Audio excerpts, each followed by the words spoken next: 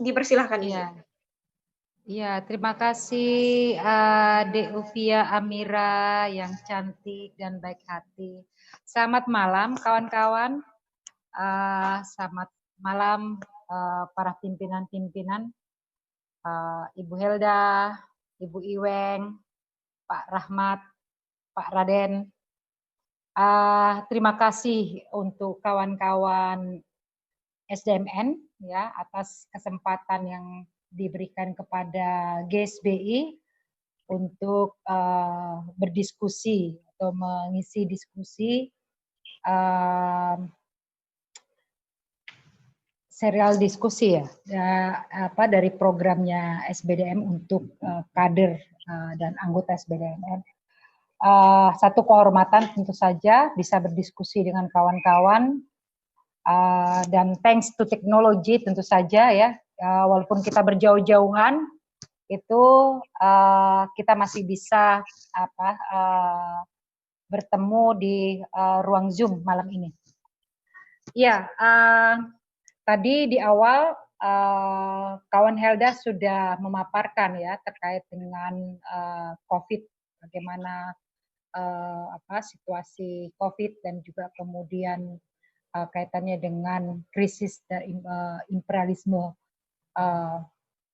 yang sampai saat ini belum dapat dipulihkan. Saya sesuai dengan tema yang diminta itu terkhusus untuk di sektor buruhnya, saya akan mengaparkan begini bahwa situasi atau dampak COVID-19 gitu ya, COVID hari ini hanya sebagai akumulasi saja, karena keadaannya jauh sebelum COVID terjadi, ini sudah dialami oleh kaum buruh di Indonesia, gitu ya.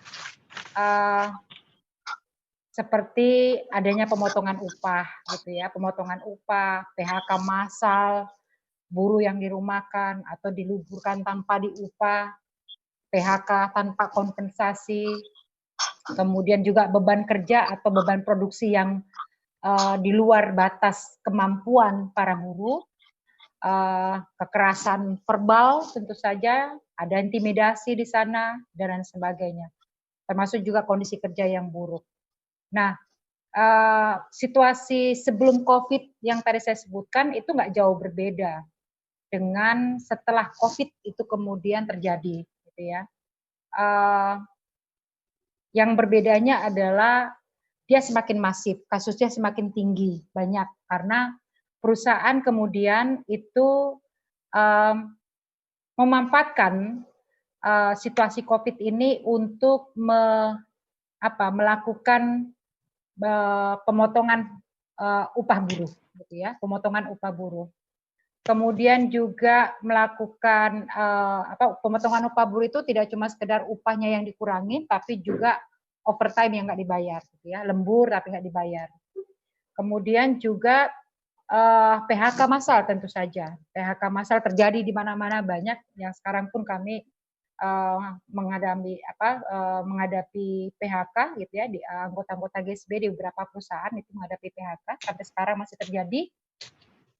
Terus juga merumahkan buruh karena perusahaan tutup sementara, gitu ya, akibat dari kebijakan pemerintah itu menutup jalur transportasi udara dan laut, ya, sehingga tidak ada barang keluar masuk, gitu ya. Jadi perusahaan tidak bisa ekspor, perusahaan juga tidak bisa mendapatkan pasokan bahan material atau bahan pendukung yang dibutuhkan untuk produksinya. Nah, sehingga berdampak kepada perusahaan tidak bisa melanjutkan produksi. Jadi tidak ada pilihan selain kemudian merumahkan. Dan konsekuensinya buruh yang dirumahkan atau diliburkan ini tidak diupah, gitu.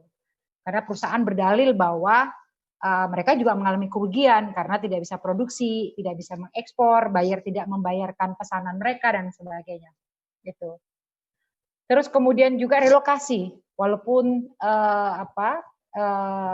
sebelum COVID relokasi itu sudah terjadi. Tapi dampak COVID ini itu semakin membuka jalan bagi perusahaan untuk mempercepat perpindahan atau perpindahan produksinya atau relokasi. Seperti yang terjadi misalnya di salah satu anak perusahaan yang produksi neki di Tangerang, yang 2 bulan lalu itu mengumumkan secara terang kepada para buruhnya gitu ya, bahwa perusahaan mereka yang ada di Tangerang itu ditutup, dan selanjutnya mereka itu akan berpindah produksi itu di Brebes gitu ya, di Brebes Jawa Tengah gitu.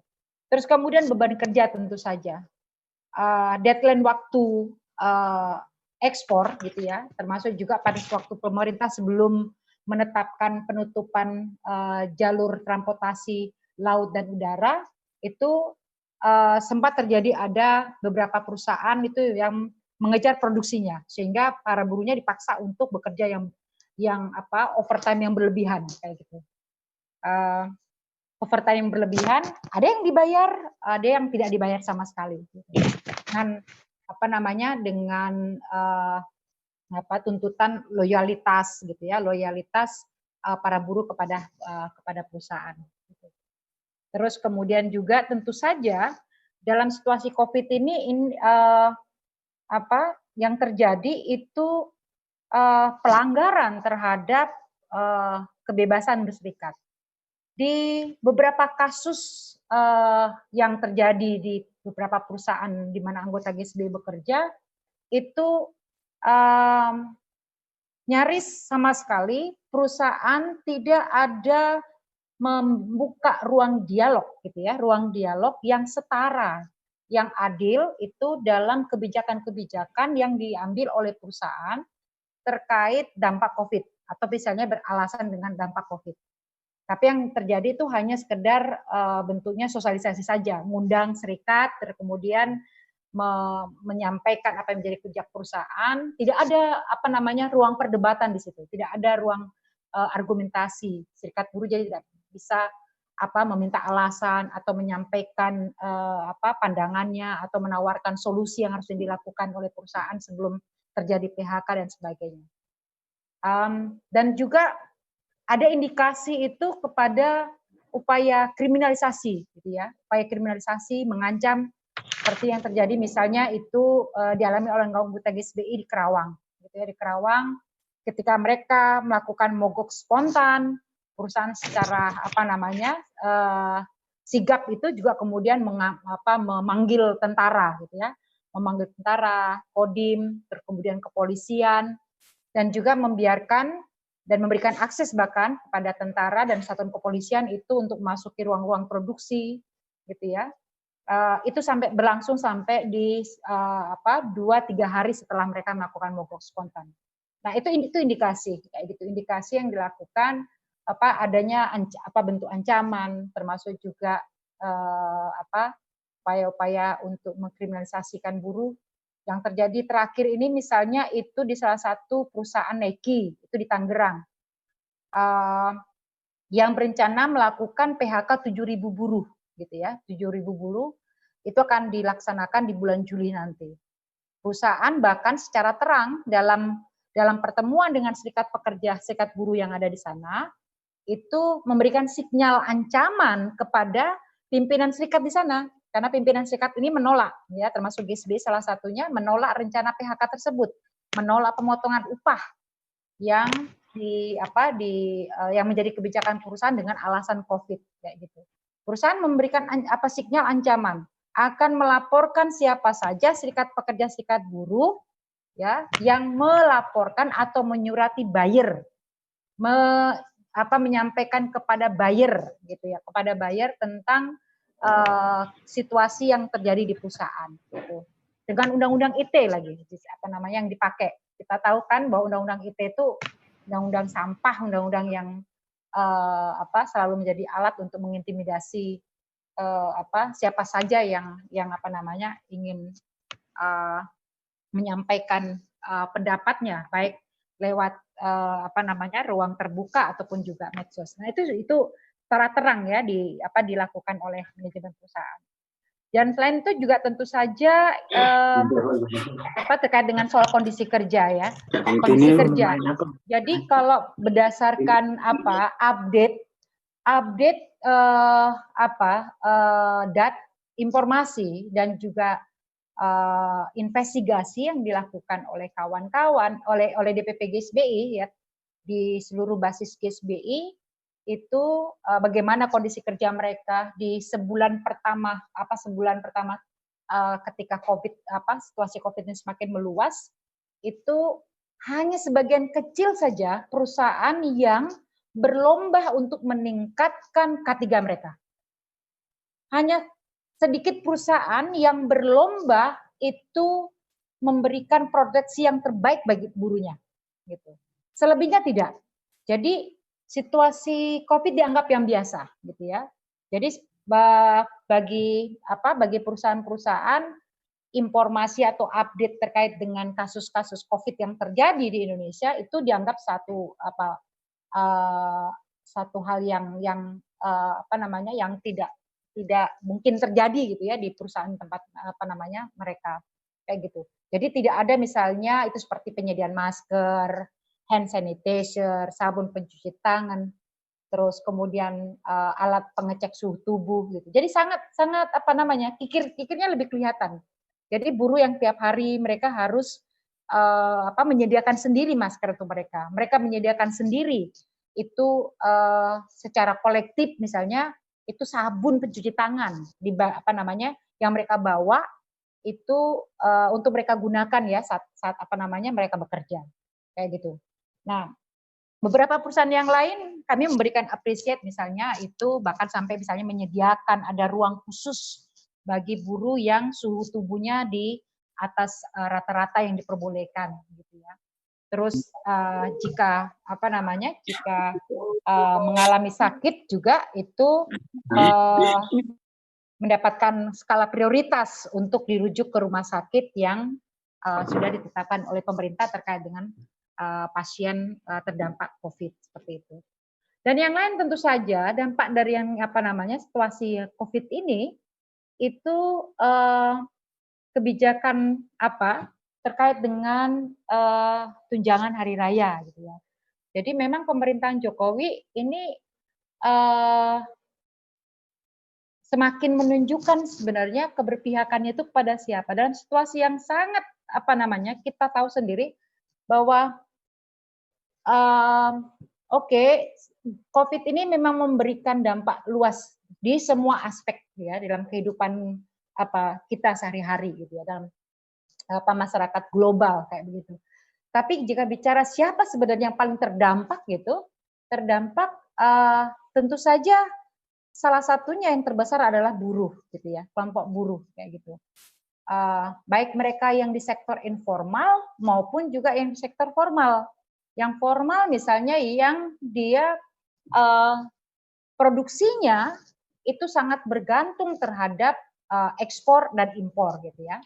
Ekspor dan impor, tidak bisa ekspor, buyer tidak akan membayarkan karena barang tidak terkirim, itu dan itu pasti akan berdampak kepada keuangan perusahaan dan lain sebagainya. Begitu juga sebaliknya ketika tidak bisa mengimpor bahan baku atau bahan material utama, maka produksi juga tidak jalan, terganggu seperti itu.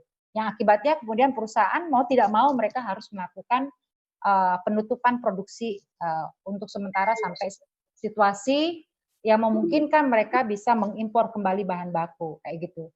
Nah, terkait dengan THR kembali lagi ini satu kebijakan yang paling paling jelas sekali, terang sekali gitu ya keberpihakannya kayak gitu. Di mana kemudian kebijakan pemerintah melalui Kementerian Tenaga Kerja yang memberikan izin bagi perusahaan untuk mencicil pembayaran tunjangan hari raya keagamaan ini disambut oleh banyak perusahaan gitu ya yang kemudian itu membuat ribuan buruh bahkan mungkin jutaan buruh itu terpaksa mereka harus menerima. Ada yang dicicilnya 2 kali, ada yang 3 kali, bahkan ada yang 4 kali, gitu. Bahkan ada yang belum dibayar sampai sekarang. Saya anggota GSBI di Jombang itu belum terima THR sampai sekarang, gitu. Karena mereka menolak pembayaran THR yang dicicil, kayak gitu.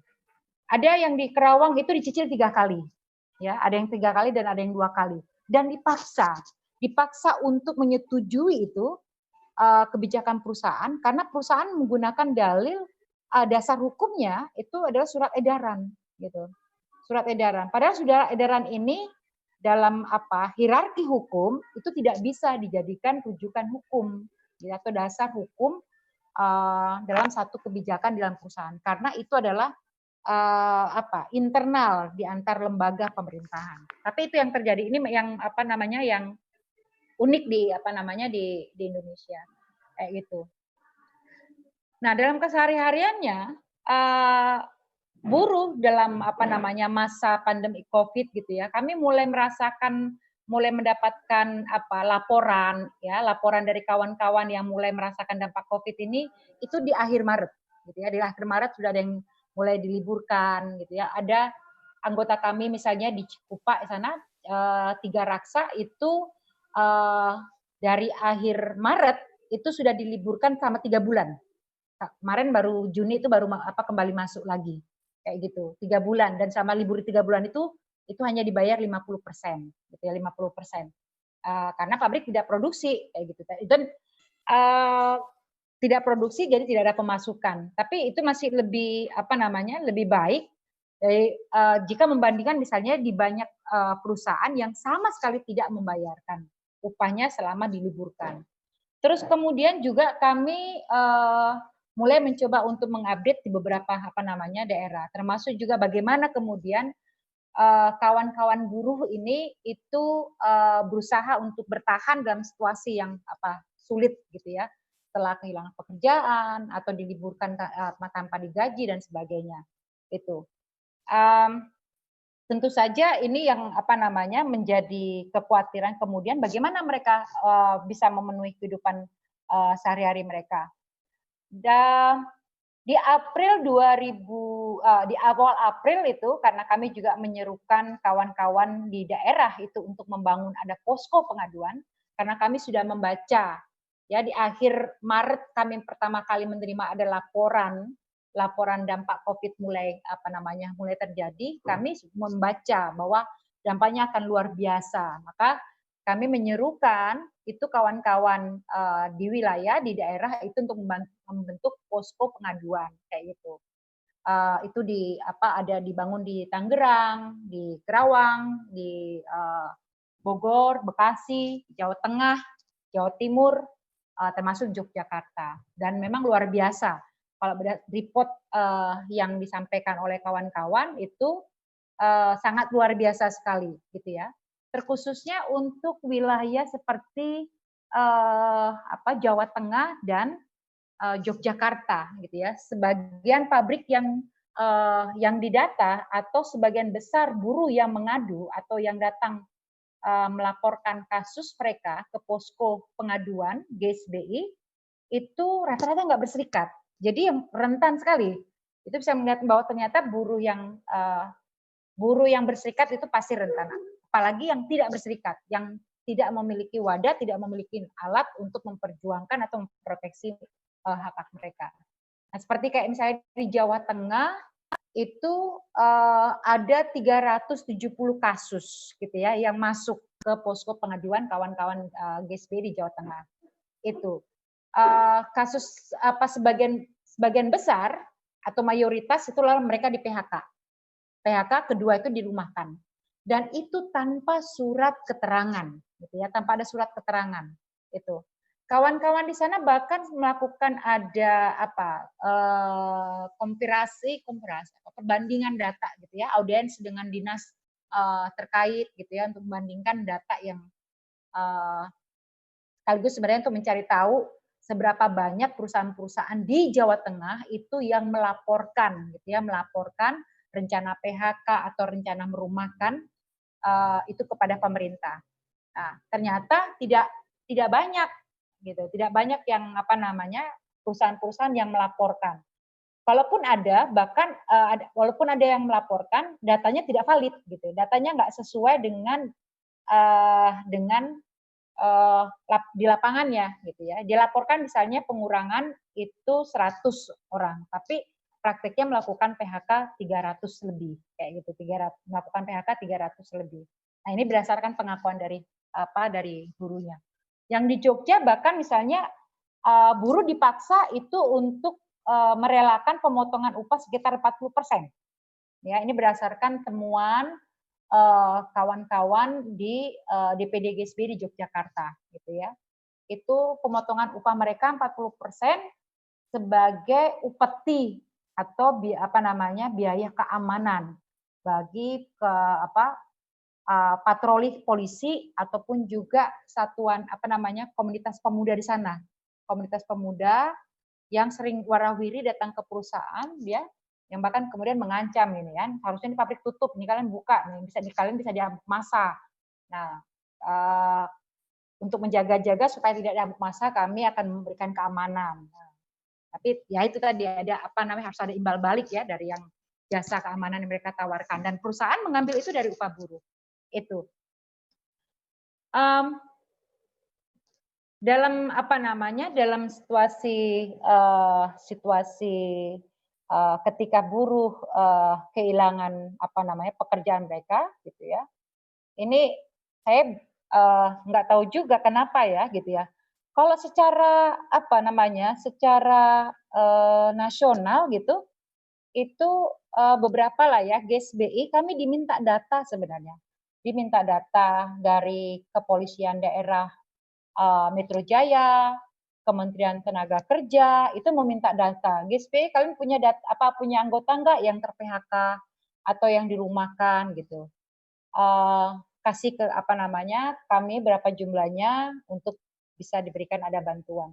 Tapi sampai sekarang tidak ada tuh, tidak ada konfirmasi bagaimana eksekusi dari data yang PHK itu. Padahal data itu real gitu ya, data itu real yang kami himpun, kami kumpulkan itu dari posko-posko, ya, posko-posko yang dibentuk oleh GSB tadi, yang di Tangerang, di Kerawang, di Bekasi, Bogor, gitu. Tapi itu nggak terjadi, nggak ada sama sekali follow up.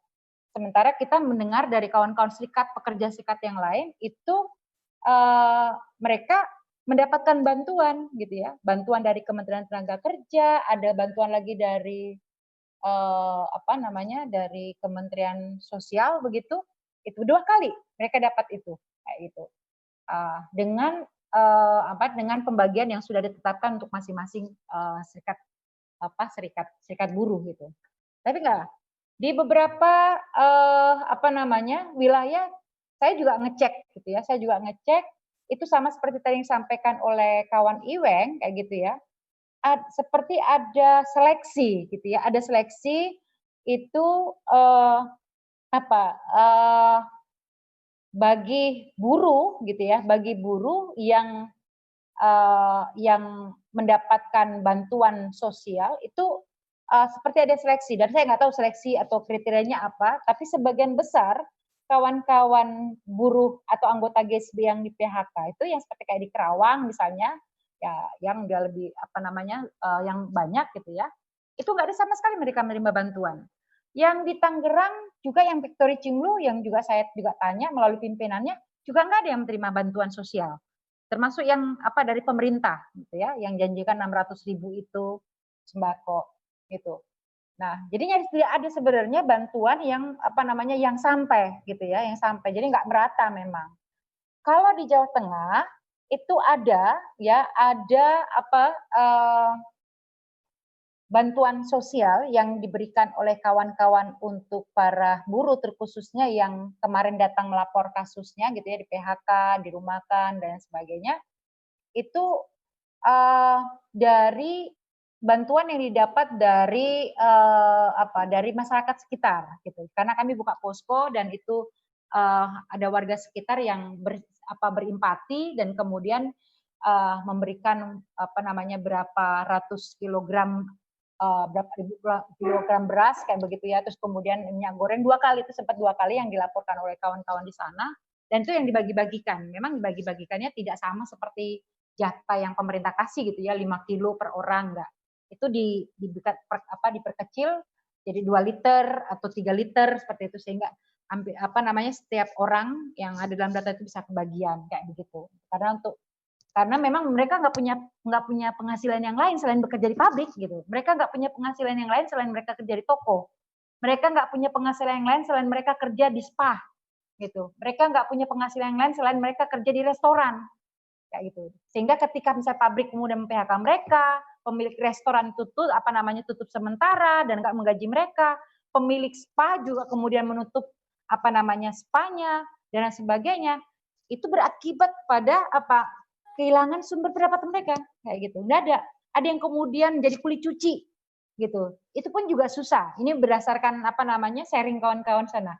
Berusaha untuk menjadi kulit cuci, menjadi apa saja yang itu bisa menghasilkan uang. Tapi jadi kulit cuci juga ternyata nggak mudah. Kenapa? Karena ajakan pemerintah kerja dari rumah itu kan membuat orang stay di rumah, pegawai negeri stay di rumah, dan mereka jadi makin punya banyak waktu untuk melakukan mencuci pakaiannya sendiri, jadi nggak membutuhkan ada tenaga orang lain untuk mencuci pakaian mereka. Itu yang cerita dari kawan-kawan di Jawa Tengah ya, itu.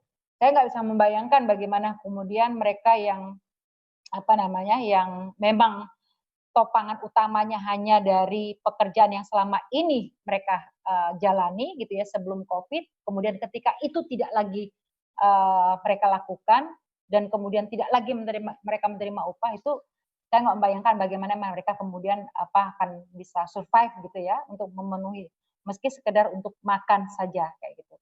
Tapi alhamdulillah memang kalau kayak di kawan-kawan di Jawa Tengah seperti yang dilaporkan itu sebagian besar mereka kan penduduk sekitar gitu ya. Jadi walaupun tinggal dengan mertua gitu ya, tinggal dengan orang tua, tapi mereka tidak harus kehilangan tempat tinggal karena nggak bisa karena nggak punya penghasilan terus nggak kemudian bisa dibayar. Berbeda dengan kalau yang di Jabotabek karena mereka perantau. Jadi ada anggota yang sudah lebih dulu dirumahkan kayak gitu jauh sebelum pemerintah mengeluarkan kebijakan larangan mudik, mereka sudah pulang kampung dulu gitu, lebih baik pulang kampung bersama keluarganya, jadi 3 bulan itu mereka tidak harus membayar sewa rumah karena bayarnya bulanan. Itu cara yang di beberapa yang dilakukan untuk bisa bertahan dalam situasi yang sulit ini ya. Itu. Terus apa sih gitu yang sudah dilakukan oleh GSBI? Jadi gini, PSBB gitu ya, PSBB ini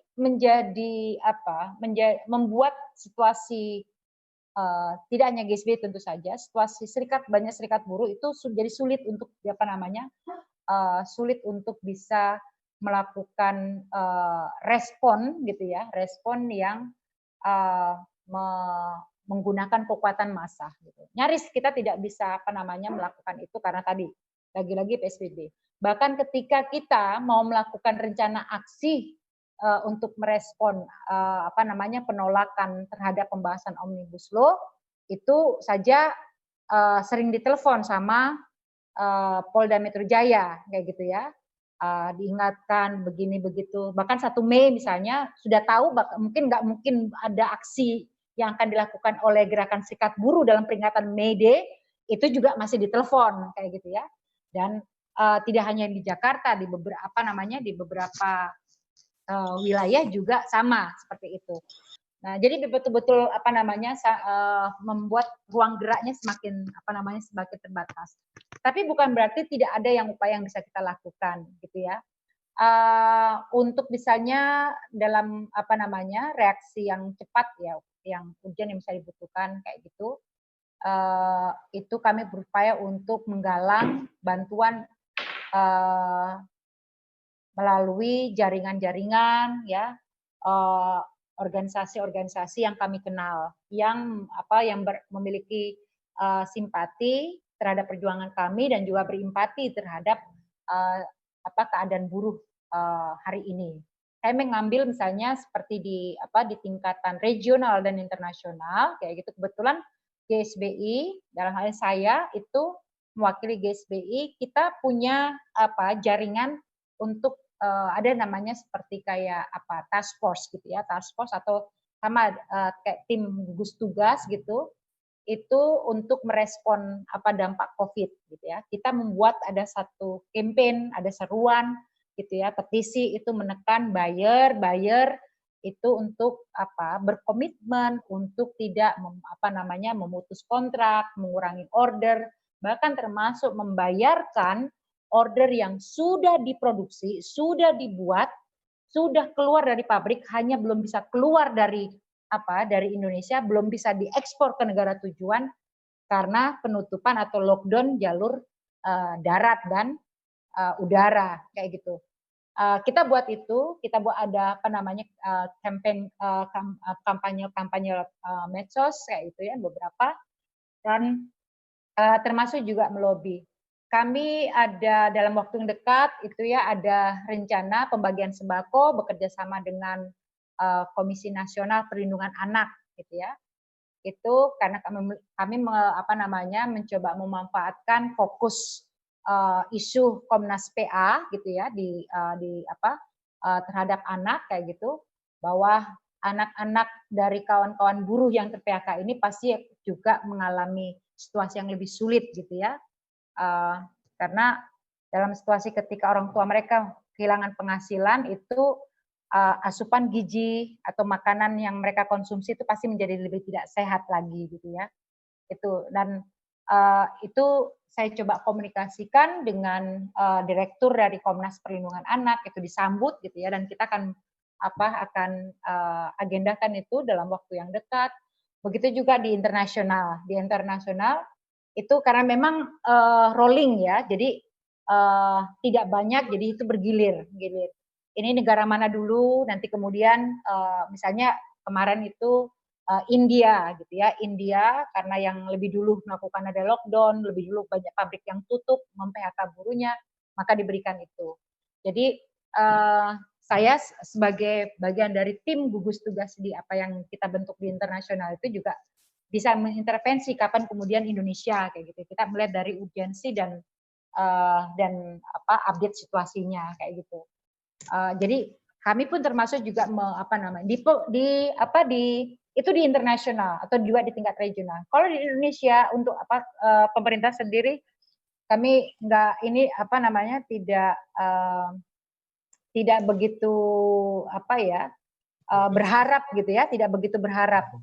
Kalaupun misalnya tadi sudah sampaikan Kementerian Tenaga Kerja datang kontak kita, itu meminta ada data, kita tetap berikan kayak gitu. Kita tetap berikan, tetap buka. Di beberapa wilayah jika dimungkinkan ada peluang itu juga kita dorong yang sama gitu.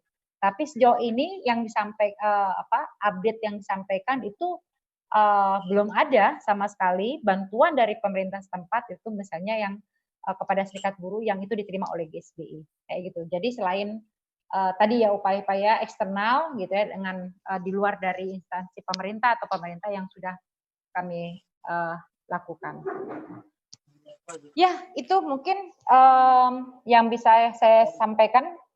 Untuk lebih dalamnya lagi bisa nanti dalam diskusi. Saya kembalikan ke Jeng Amira.